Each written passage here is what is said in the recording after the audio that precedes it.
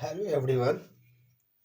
आज हम लोग जो डिस्कस करने वाले हैं वो ऑब्जेक्टिव ऑफ अकाउंटिंग क्या है। क्या ऑब्जेक्टिव है अकाउंटिंग करने का। तो फर्स्ट वन ऑब्जेक्टिव जो है वो मेंटेनिंग अकाउंटिंग रिकॉर्ड। पहला ऑब्जेक्टिव क्या चीज़ है, अकाउंटिंग रिकॉर्ड मेंटेन करना।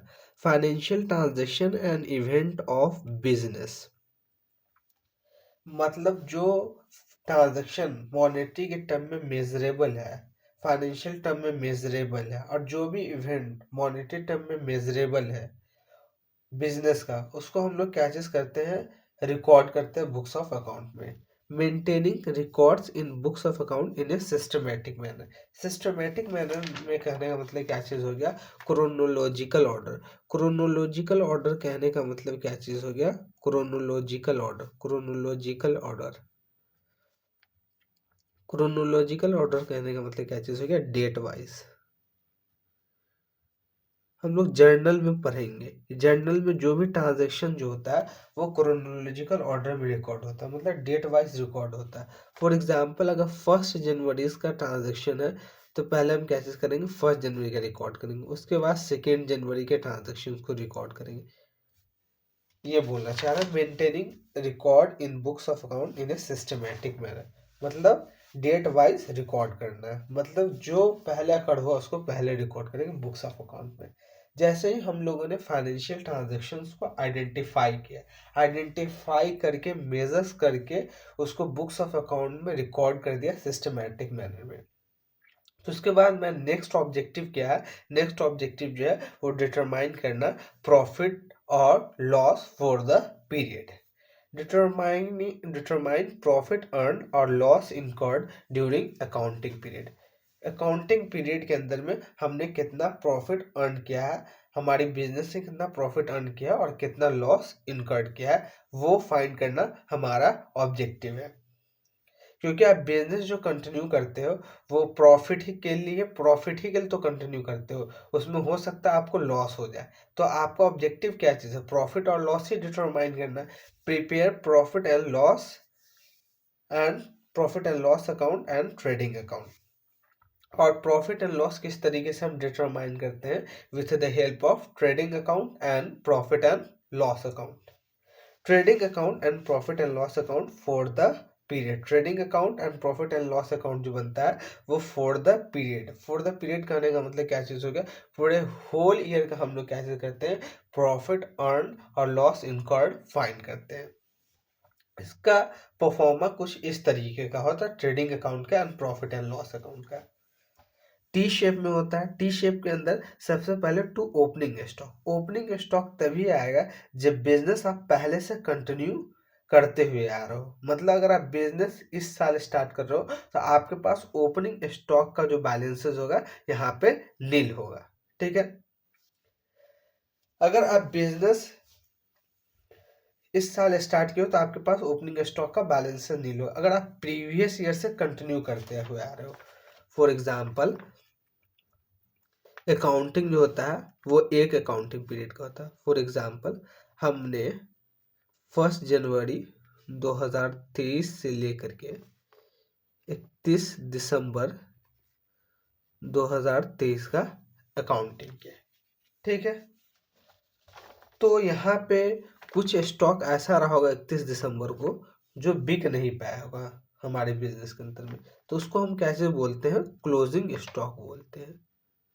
उसको हम किस नाम से जानते हैं, क्लोजिंग स्टॉक के नाम से जानते हैं। हमने क्या चीज किया होगा, उस साल परचेज किया होगा, इस साल क्या चीज हुआ होगा, हम लोगों ने परचेज किया होगा, तो इस साल के खर्चे में हम लोगों ने उसको इंक्लूड किया रहा होगा परचेजेस में। लेकिन at the end of the year वो क्या चीज हुआ, बिका नहीं, वो हमारे पास क्या चीज हो गया, स्टॉक के फॉर्म में रह गया। तो वो क्या चीज हो गया, हमारे इस साल का खर्चा नहीं था।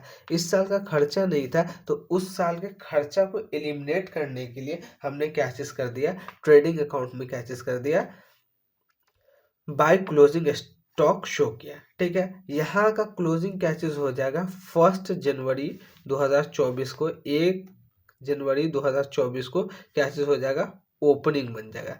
तो क्या चीज होगा, हम लोग जो पहले जो यूज करेंगे वो रॉ मटेरियल यूज करेंगे जो क्या चीज है, पिछले साल का बचा हुआ है। ठीक है, तो टू ओपनिंग स्टॉक आ गया, मतलब यहाँ का क्लोजिंग, यहाँ क्या चीज हो जाएगा, ओपनिंग हो जाएगा। Closing of previous year, opening of current year. तो to opening stock, to net purchase. Net purchases कहने का मतलब क्या चीज हो गया, नेट परचेजेस कहने का मतलब ये हो गया कि purchase minus purchases return, purchase minus purchase return, purchase return. For example, हम लोगों ने 1,00,000 रुपए का रॉ मटेरियल परचेज किया, 1,00,000 रुपए का रॉ मटेरियल परचेज किया, जिसमें से क्या चीज हो गया, 20,000 का रॉ मटेरियल मेरे को पसंद नहीं है, मतलब या तो उसकी क्वालिटी क्या चीज है, खराब थी, इंफीरियर क्वालिटी का था रॉ मटेरियल, या तो मेरे स्पेसिफिकेशन की बस स्पेसिफिकेशन के हिसाब से नहीं था रॉ मटेरियल, जिसकी वजह से हमने क्या चीज किया, 20,000 का रॉ मटेरियल रिटर्न कर दिया सप्लायर को। तो अगर आपसे पूछा जाए कि आपका एक्सपेंसेस क्या है, नेट एक्सपेंसेस क्या है, मतलब नेट परचेजेस क्या है, तो आप क्या चीज बोलोगे, 1,00,000 बोलोगे, नहीं, आप क्या चीज बोलोगे, 80,000 रुपीज मेरा नेट परचेजेस है। क्यों? क्योंकि हमने जो 1,00,000 रुपए का जो परचेज किया था, आउट ऑफ विच 20,000 रुपीज का हमने रिटर्न कर दिया, तो हमारा नेट परचेजेस कितने का हो गया, 80,000 रुपीज का नेट परचेजेस हो गया। इसलिए यहाँ पे वर्ड यूज किया गया नेट परचेज।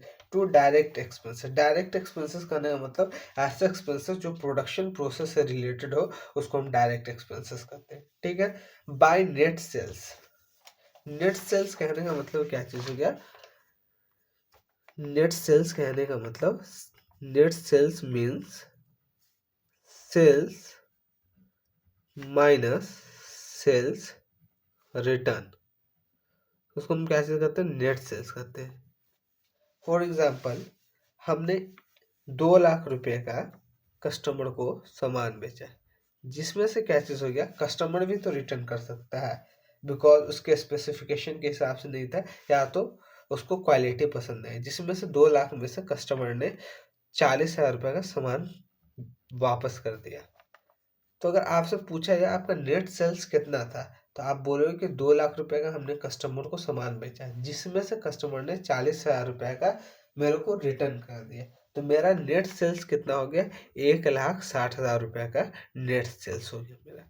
इसलिए यहाँ पे जो वर्ड यूज किया गया है, नेट सेल्स यूज किया गया है। By closing stock, closing stock करने का मतलब वैसा स्टॉक, वैसा रॉ मटेरियल जो क्या चीज किया गया है, इस साल यूज नहीं किया गया है, तो वो इस साल के एक्सपेंसेस में नहीं आएगा, एक्सपेंसेस में इंक्लूड नहीं होगा। तो इसके लिए क्या चीज करते हैं, उसके इफेक्ट को एलिमिनेट करने के लिए या तो हम डेबिट साइड से लेस कर देते हैं, परचेज से लेस कर देते हैं, नहीं तो क्या चीज कर सकते हैं, हम उसको करस्पॉन्डिंग क्रेडिट साइड शो कर देते हैं इफेक्ट को एलिमिनेट करने के लिए। लेकिन फॉर्मेट कैसे बोलता है कि क्लोजिंग स्टॉक जो आपके at the end of the year जो बच जाता है, उसको क्रेडिट साइड पे शो कीजिए ट्रेडिंग अकाउंट के, बाय क्लोजिंग स्टॉक।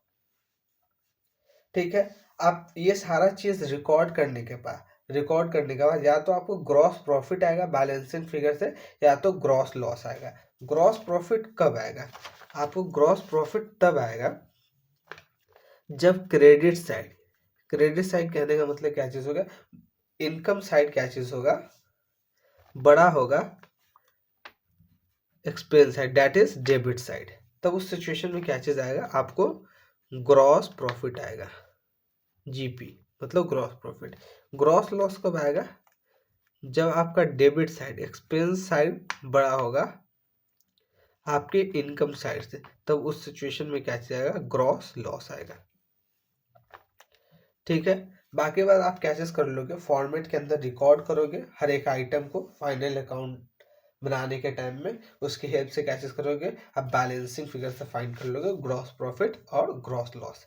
और ये ग्रॉस प्रॉफिट जो हो गया, उसको आप कैसे करोगे, कैरी फॉरवर्ड करोगे, ब्रॉड फॉरवर्ड करोगे profit and loss account, profit and loss account में बाय ग्रॉस प्रॉफिट, जितना भी अमाउंट होगा वो, plus other income. Other income करने का मतलब क्या चीज हो गया, जो सेल्स के अलावा जो भी इनकम होगा वो कहाँ हम शो करते हैं, प्रॉफिट एंड लॉस अकाउंट में शो करते हैं, तो बाय अदर इनकम अकाउंट हो गया। ठीक है, अगर ग्रॉस लॉस हो गया तो ग्रॉस लॉस कैसे होगा, प्रॉफिट एंड लॉस अकाउंट में डेबिट साइड आ जाएगा। अब उसमें से कैसे करेंगे, जो भी इनडायरेक्ट एक्सपेंसेस होगा वो इनडायरेक्ट एक्सपेंसेस को हम लोग लेस करेंगे। जो ट्रेडिंग अकाउंट में नहीं आया होगा वैसा एक्सपेंस को हम इनडायरेक्ट एक्सपेंस करते हैं, और इनडायरेक्ट एक्सपेंस को कैसे करेंगे, हम लेस करेंगे। जो किस चीज़ से रिलेटेड हो, ऑफिस से रिलेटेड हो, सेलिंग से रिलेटेड हो, डिस्ट्रीब्यूशन से रिलेटेड हो, वो सारे एक्सपेंस को हम इनडायरेक्ट एक्सपेंस करते हैं। इनडायरेक्ट एक्सपेंसेस को हम लेस करते हैं। इनडायरेक्ट एक्सपेंसेस को लेस करने के बाद अदर इनकम को रिकॉर्ड करने के बाद या तो हम नेट प्रॉफिट फाइंड करते हैं बैलेंसिंग फिगर से, या तो नेट लॉस आता है। और ये नेट प्रॉफिट और नेट लॉस किससे एडजस्ट हो जाता है, नेट प्रॉफिट और नेट लॉस ऑनर के कैपिटल से एडजस्ट हो जाता है। ठीक है, तो ये क्या चीज़ है, एक परफॉर्मा दिखलाया हमने कि किस तरीके से हम लोग प्रॉफिट प्रॉफिट फाइंड करते हैं और लॉस फाइंड करते हैं। ये फाइनल अकाउंट में कैसे करते हैं हम लोग बढ़िया तरीके से पढ़ेंगे, किस तरीके से हम लोग प्रॉफिट फाइंड करते हैं, लॉस फाइंड करते हैं।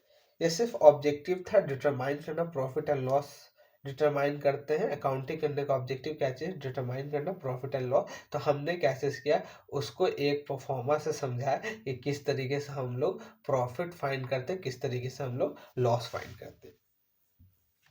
और third objective is determining financial position. It is also known as balance sheet. Financial position को किस नाम से जाना जाता है, बैलेंस शीट के नाम से भी जाना जाता है। ये बैलेंस शीट क्या चीज शो करता है, it show the value of assets and liabilities. ये वैल्यू ऑफ एसेट्स शो करता है एंड लायबिलिटीज शो करता है। बैलेंस शीट जो प्रिपेयर किया जाता है एक पर्टिकुलर डेट पे प्रिपेयर किया जाता है, इसलिए balance sheet as on prepare किया जाता है। और बैलेंस शीट का कैसे करते हैं हम लोग, परफॉर्मा देखते हैं। तो राइट हैंड साइड पे कैसे करते हैं, बैलेंस शीट के एसेट्स शो करते हैं, और लेफ्ट हैंड साइड पे कैसे करते हैं, लायबिलिटी शो करते हैं। इसमें हमने कैसे किया, कुछ एग्जांपल लिया है, स्टॉक लिया है, डेटर लिया है, प्रीपेड एक्सपेंसेस लिया है, कैश लिया है। और लायबिलिटी में कैसे लिया है, कैपिटल, क्रेडिटर, आउटस्टैंडिंग एक्सपेंसेस और वेंडर हो गया। और ऑनर जो कैपिटल इंट्रोड्यूस किया है वो भी बिजनेस के लिए क्या चीज़ है, लायबिलिटी है, because of separate entity concept. क्योंकि बिजनेस अलग है और ऑनर क्या चीज़ है, अलग है। इसके लिए क्या चीज़ किया गया, ऑनर ने जो कैपिटल इंट्रोड्यूस किया है उसको भी हम कैसे ट्रीट करते हैं, लायबिलिटी ट्रीट करते हैं, सेपरेट एंटिटी कंसेप्ट की वजह से।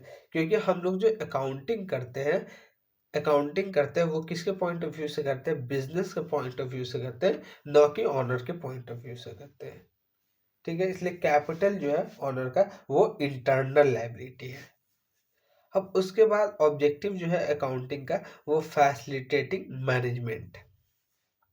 हम लोगों ने जो प्रॉफिट फाइंड किया है, लॉस फाइंड किया है, फाइनेंशियल पोजीशन फाइंड किया, मतलब value of asset, value of liability find किया, उसके हेल्प से क्या चीज करते हैं, मैनेजमेंट डिसीजन लेती है कि किसी पर्टिकुलर प्रोजेक्ट में इन्वेस्ट करना कैसा है। ठीक है, प्रॉफिट के बेसिस पे कैसे करती है, मैनेजमेंट डिसीजन लेती है। तो ये किस चीज़ में हेल्पफुल होता है, अकाउंटिंग मैनेजमेंट को डिसीजन मेकिंग में हेल्पफुल होता है। Providing accounting information to users.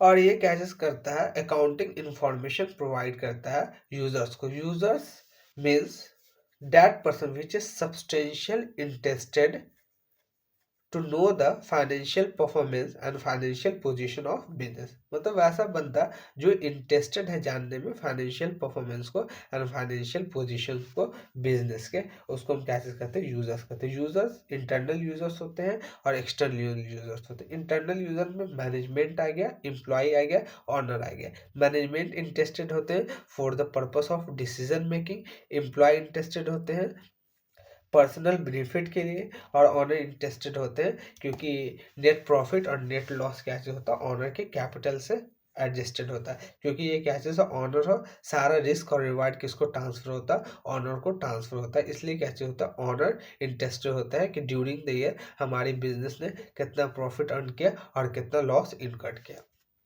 और एक्सटर्नल में कौन कौन इंटरेस्टेड होते हैं फाइनेंशियल परफॉर्मेंस और फाइनेंशियल पोजीशंस को जानने में, वो एक्सटर्नल में गवर्नमेंट जो इंटरेस्टेड होती है for the purpose of tax, bank जो होती है वो for the purpose of loan देने के पर्पस के लिए। और क्रेडिटर इंटरेस्टेड होते हैं और कस्टमर इंटरेस्टेड होते हैं। ठीक है, तो ये क्या चीज़ है, ऑब्जेक्टिव है अकाउंटिंग करने का। तो पहला ऑब्जेक्टिव क्या चीज़ है, मेंटेनिंग अकाउंटिंग रिकॉर्ड। आप अकाउंटिंग रिकॉर्ड मेंटेन कर लोगे सिस्टमेटिक मैनर में, मतलब जर्नल आपने प्रिपेयर कर लिया, लेजर आपने प्रिपेयर कर लिया, ट्रायल बैलेंस प्रिपेयर कर लिया, तो उसकी हेल्प से क्या चीज़ करोगे, आप डिटरमाइन करोगे प्रॉफिट एंड लॉस। और प्रॉफिट एंड लॉस किस तरीके से डिटरमाइन किया जाता है उसका हम लोगों ने एक परफॉर्मा डिस्कस किया, एक फॉर्मेट डिस्कस किया कि इस तरीके से फॉर्मेट दिखता है ट्रेडिंग अकाउंट का and profit and loss account का। और इसकी हेल्प से हम लोग क्या चीज़ करते हैं, नेट प्रॉफिट और नेट लॉस फाइंड करते हैं। और जो भी नेट प्रॉफिट और नेट लॉस आता है वो क्या चीज़ होता है, ऑनर के कैपिटल से एडजस्टेड होता है। ठीक है, थर्ड ऑब्जेक्टिव क्या चीज़ था, determine financial position. Financial position के अंदर में हम एसेट की वैल्यू फाइंड करते हैं और लायबिलिटीज की वैल्यू फाइंड करते हैं। फैसिलिटेटिंग मैनेजमेंट, और हम लोगों ने जो प्रॉफिट फाइंड किया, लॉस फाइंड किया, उसकी हेल्प पे मैनेजमेंट डिसीजन लेती है। और सबसे लास्ट ऑब्जेक्टिव जो था वो providing accounting information to the users. Users दो हो सकते हैं, या तो इंटरनल यूजर्स हो सकते हैं या तो एक्सटर्नल यूजर्स हो सकते हैं। तो ये सारे क्या चीज थे, ऑब्जेक्टिव थे अकाउंटिंग के। ओके,